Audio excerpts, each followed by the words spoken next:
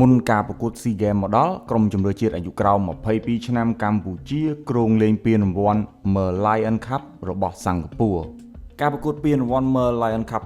2023គឺជាការប្រកួតដែលរៀបចំឡើងដោយសហព័ន្ធបាល់ទាត់សិង្ហបុរីដែលនេះជាលើកទី9ហើយបន្ទាប់ពីការផ្អាក3ឆ្នាំជាប់ៗគ្នាសម្រាប់ការប្រកួតប្រជែងនៅឆ្នាំនេះគឺប្រើប្រាស់កម្រិតអាយុ22ឆ្នាំហើយមានក្រុមចំនួន4ចូលរួមគឺសិង្ហបុរីដែលជាម្ចាស់ផ្ទះម៉ាឡេស៊ីហុងកុងនិងកម្ពុជាយើងការប្រកួតនឹងចាប់ផ្ដើមនៅរយៈពេលខ្លីទេដោយការប្រកួតនោះគឺនៅថ្ងៃទី24រហូតដល់ថ្ងៃទី26មិនិនាខាងមុខនេះហើយរូបមន្តនៃការប្រកួតក៏ងាយស្រួលដែរពីក្រុមដែលលេងក្នុងការប្រកួតបើកឆាកក្រុមដែលឈ្នះនឹងលេងវគ្គផ្ដាច់ព្រ័ត្រនៅថ្ងៃទី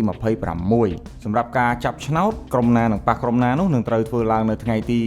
6ខែមិនិនាខាងមុខនេះហើយការប្រកួតប្រជែងគឺធ្វើឡើងនៅកីឡដ្ឋាន Challenge Busan របស់សិង្ហបុរីផងដែរគូបញ្ជាក់ផងដែរថានេះគឺជាលើកទី1ហើយសម្រាប់ក្រុមជម្រើសជាតិកម្ពុជាយើងអាយុក្រោម22ឆ្នាំដែលចូលរួមជាមួយនឹងការប្រកួតពានរង្វាន់ Merlion Cup នេះហើយវាក៏ជារឿងល្អមួយដែរខណៈពេលដែលក្រុមជម្រើសជាតិរបស់កម្ពុជាយើងកំពុងតែធ្វើការប្រមូលផ្ដុំនៅអាកាសសមុទ្រយើងមានការប្រកួតប្រជែងជាមួយនឹងក្រុមថៃមួយចំនួនហើយក៏មានការប្រកួតប្រជែងពានរង្វាន់ដ៏ខ្លីបែបនេះជាមួយនឹងក្រុមដែលកម្រិតអាយុប្រហាក់ប្រហែលគ្នាហើយពួកគេក៏លេងនៅ SEA Games ផងដែរសង្ឃឹមថាពួកយើងនឹងត្រៀមខ្លួនបានល្អសម្រាប់ SEA Games នៅកម្ពុជាយើងខែឧសភាខាងមុខនេះ